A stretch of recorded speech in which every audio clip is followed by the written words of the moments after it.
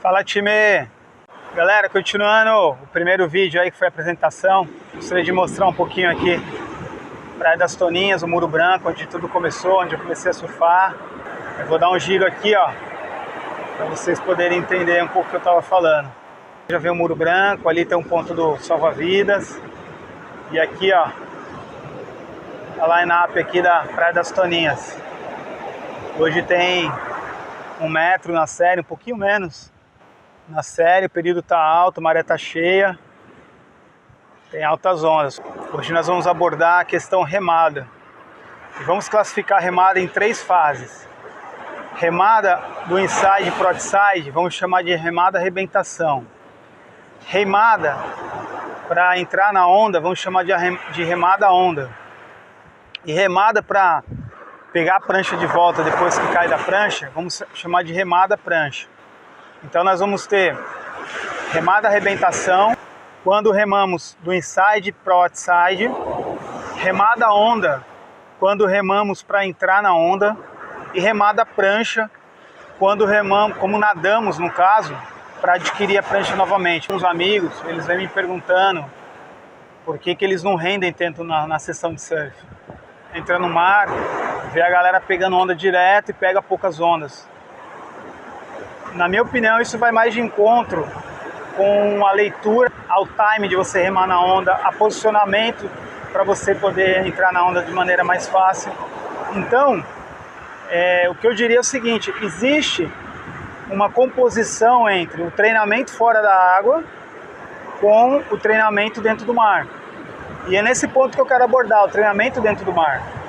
Justamente para você estar condicionado fisicamente e chegar dentro do mar e conseguir colocar isso em prática, conseguir reverter esse seu condicionamento físico em ondas. Só que para você fazer isso, a leitura é muito importante. Então, antes de mais nada, aonde que começa a sua remada? Começa a partir do momento que você chega na praia. Você tem que analisar todo o contexto do mar.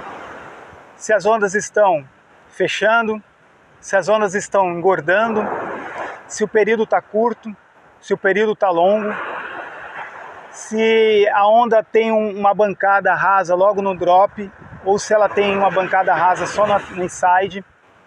E principalmente, galera, você tem que ter uma referência da galera que já está na água.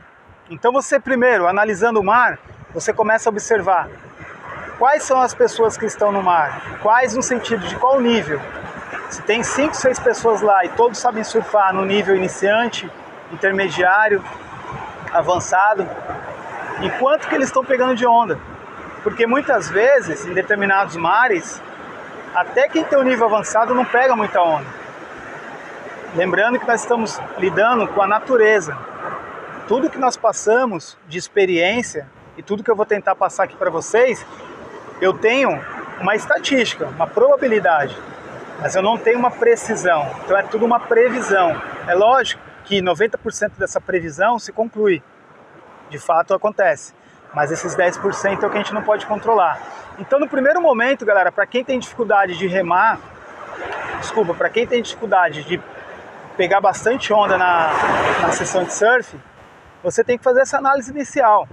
Às vezes você está com a prancha errada, às vezes você está surfando num lugar que tem uma correnteza, que tem um retorno de correnteza. Às vezes você está remando no momento da onda, que a onda está gorda, que ela ainda não está te levando e te empurrando, então você tem que colocar muito mais energia, e aí você não entra, e aí a partir do momento que você não entra, você já perde energia para uma segunda tentativa. Então tudo isso tem que ser analisado. Para a gente ter um melhor entendimento, vamos classificar a arrebentação em 3 partes. Outside alto. Outside alto onde é? É a última linha que você tem a possibilidade, é a última linha que você tem a possibilidade de remar para entrar na onda. Então é lá fora mesmo. Normalmente você tem as ondas intermediárias e as ondas da série. Essa linha, esse outside alto, você só vai conseguir pegar a série, você não vai conseguir pegar as intermediárias.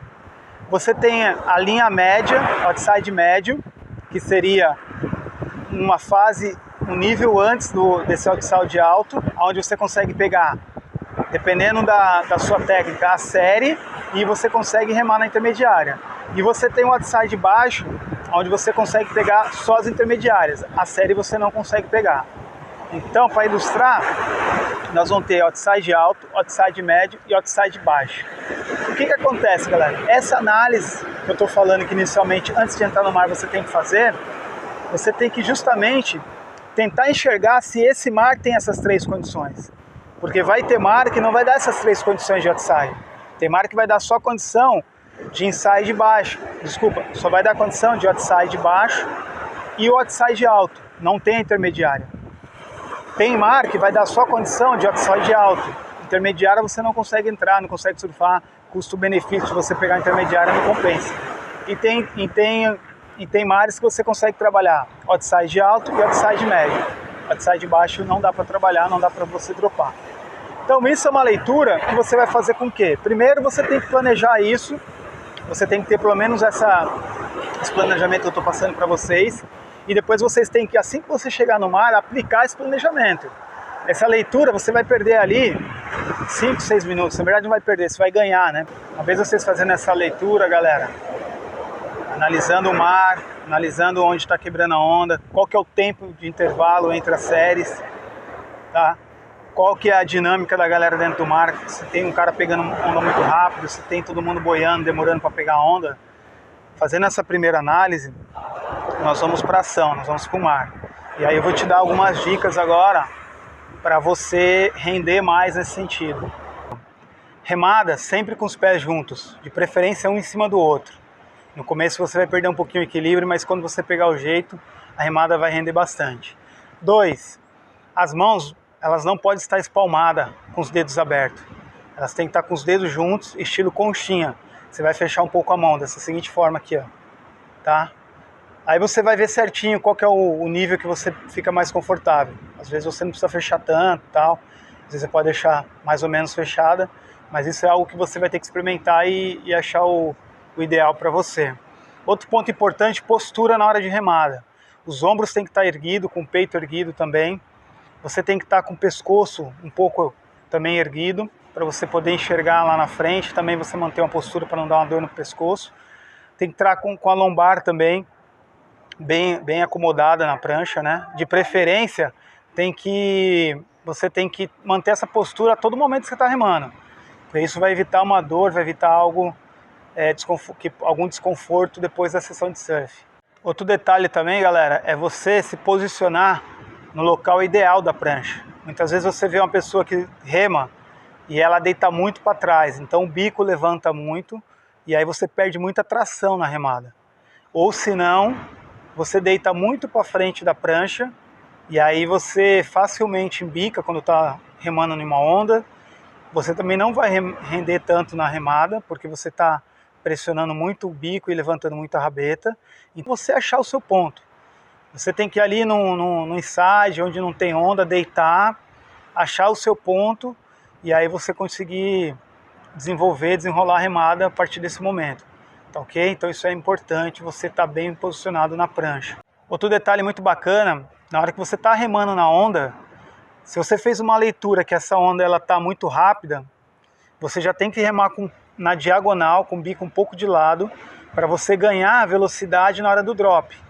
Você ganhar, na verdade não é nem velocidade, você vai ganhar tempo. Porque se você remar apontando para a praia, quando você dropar a onda já correu um pouquinho, você vai perder a onda. Tá? Então se a onda está uma onda rápida, rema já na diagonal, com o bico um pouco para a diagonal, para o lado que você escolheu, para a esquerda ou para a direita.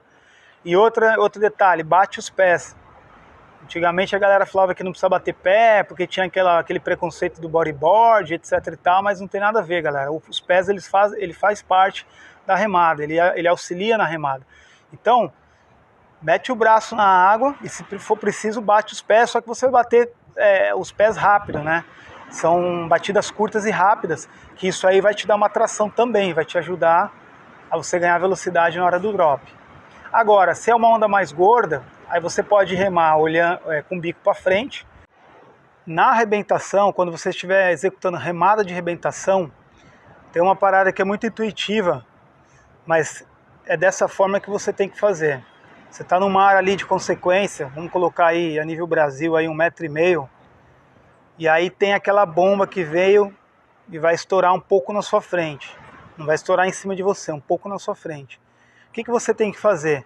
Você tem que remar forte em direção à onda.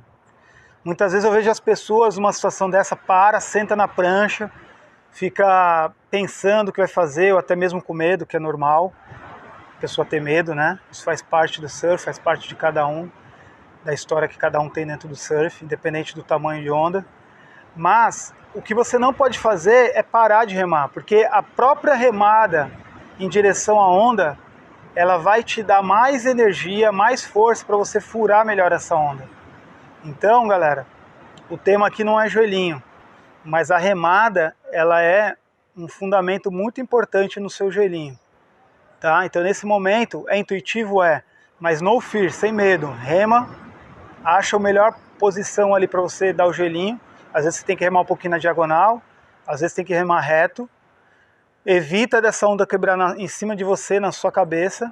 Na real ela é quebrar depois de você, lógico, mas às vezes a gente não tem essa situação como opção. Inclusive a primeira vez que eu fui para o Peru, eu estava em Punta Hermosa, e aí nós fomos para Punta Rocas. Devia ter uns 8 a 10 pés de onda. E esse mar de prancha grande, né? Prancha que normalmente aqui no Brasil a gente não usa, raramente a gente usa. Então, ou seja, para dar joelhinho numa prancha dessa, já é algo mais difícil, né? E que a gente não tem um costume. Porém, a remada é muito boa em umas pranchas dessas, né? Eu lembro que eu estava de 6,9 ou era 7,1. Era uma dessas duas pranchas aí que eu estava, que eu emprestei até do Luiz, que é dono de uma pousada lá no Peru. E aí o que acontece? Aí remei na primeira onda da série, não entrei, cometi um erro grave, um erro básico, um erro grave. E aí quando eu olho para trás, vem mais 2, 3 ondas marchando em minha direção. O que eu fiz? Isso aí foi algo assim, não foi programado, mas funcionou, e depois eu comecei a aplicar dessa forma, até aqui mesmo em Ubatuba, nos mares menores, dá certo. Eu remei em direção à onda, ela tinha uma condição para me dar joelhinho, porque nesses mares de 10 pés, 8 pés, às vezes não tem condição de você dar joelhinho, você tem que ficar em pé em cima da prancha e pular, mas dava uma condição porque eu estava um pouco pro canal, então era o rabo da onda, né? Mas de qualquer forma tinha muito volume de água ali. E aí eu dei o joelhinho, eu remei com tudo em direção à onda, eu dei o joelhinho, só que eu não afundei 100%, eu não afundei o meu máximo, porque se eu afundasse o meu máximo não era suficiente para entrar embaixo da onda, eu ia entrar no meio da onda. E aí eu ia ficar bem na zona de impacto ali na máquina de lavar louça ali, na máquina de lavar roupa, literalmente. Então o que eu fiz sem querer, mas deu certo? Eu dei um joelhinho, vamos analisar ali como se fosse 25% do total que eu poderia dar e 25% do total que poderia ser possível, né? Então assim, se 100% eu conseguiria passar a onda toda por baixo, eu poderia chegar a 50% no joelhinho, mas eu cheguei a 25%. Só que quando eu cheguei a 25%, eu já coloquei o bico para o alto. E aí o impacto da onda, lá embaixo, lá na turbulência, ela me espirrou para cima. Por quê? Porque o bico estava apontado para cima. E aí eu segurei com toda a força do mundo, lógico, as bordas da prancha. Então, quer dizer, eu fui espirrado, literalmente. Deu um ejete comigo assim. E aí eu consegui sair, não tomei uma vaca, não fiquei pressionado lá embaixo e principalmente não perdi a prancha. Como eu falei, quando for abordagem, quando eu não for falar do tema joelhinho, vai ter mais detalhes. Mas é importante o quê? Você dá essa remada. Então por isso que a remada tem que estar em dia. Outro detalhe interessante, galera, para quem ainda não teve experiência em surfar fundo de pedra, fundo de coral, é o seguinte: quando você sai do mar nesses picos, o ideal é você fazer o quê? Colocar o bico para trás e a rabeta para frente. E aí sim você deita um pouco mais para trás, a ponto da rabeta levantar e as quilhas não pegarem nas pedras ou no fundo ou no coral. Então isso acontece muito, por exemplo, em Indonésia. Você vai cair, você cai numa maré legal, só que normalmente, quando você sai, a maré mudou. Ou ela encheu e aí está tranquilo, você consegue sair até do jeito convencional, ou ela diminuiu, e aí você tem que fazer essa parada para você as quilhas não enterrar na pedra ou no coral e você perder a quilha. Outro lance que parece bem simples, mas pode acontecer, e já aconteceu inclusive com um amigo meu, ele tomou 3 pontos no pé, nos dedos do pé. Você está saindo do mar, tá naquele mar que o inside tem 1 metro e pouco, tipo Paúba inside. É 1 metrão, as ondas reformando e estourando de novo, reformando e quebrando de novo. É importante você ter esse cuidado na hora de você sair da água. Então o que você vai fazer com a sua remada? Você rema e logo você consiga entrar na onda, que você analisar que é uma onda que você não vai embicar, é mais uma espuma mesmo.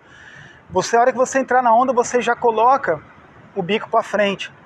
E aí você deixa praticamente seu peito ali no meio, entre o deck de trás e a parafina da frente, entre onde você coloca o pé da frente e o pé de trás.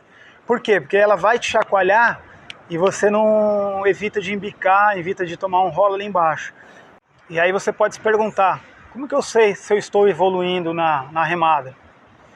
A remada de arrebentação é fácil que você vai se sentir bem, né? Você vai conseguir fazer um sprint aí entre o inside e o outside num tempo médio favorável, que você vai ver que a galera toda tá passando a arrebentação mais ou menos nesse tempo. Eu gosto de cronometrar dependendo do mar, até para mim poder acompanhar essa evolução, né? E normalmente quando nós ficamos um tempo sem surfar, por conta do lesão, trabalho, coronavírus, o que seja, o que a gente mais sente quando a gente volta é remada, porque realmente a remada é o que nós mais fazemos na sessão de surf. Então é legal, primeiro, fazer cronometrar essa remada. De repente você vai cair 2 vezes no mesmo dia, vai cair um dia seguido do outro. Então dá uma cronometrada e fala, pô, quanto será que eu demoro para passar a arrebentação nesse mar? Ao tempo, cronometrando várias vezes, você vai conseguir entender um pouquinho do seu nível e entender um pouquinho do mar. Porque uma coisa é você olhar de fora, outra coisa é você entrar, remar, e aí você cronometrar para ver que realmente aquele mar te oferece uma dificuldade maior ou não. Outro detalhe interessante que você vai observar é o seguinte, a remada de onda, ela nada mais é do que o posicionamento que você tem no mar. A partir do momento que você está evoluindo nesse quesito, consequentemente você vai pegar mais onda. Mas antes disso, consequentemente você vai remar menos. Porque o posicionamento, ele te leva num grau que às vezes você não precisa nem remar dependendo do mar. Se o mar, principalmente se for um mar de ondas cavadas, ondas em pé, e até mesmo o mar gordo, se você está bem posicionado, é 2, 3 remadinhas só para você dropar a onda mesmo. Então isso são detalhes que você consegue acompanhar no seu dia a dia de surf e você consegue concluir ou não, você consegue concluir se você está evoluindo ou não.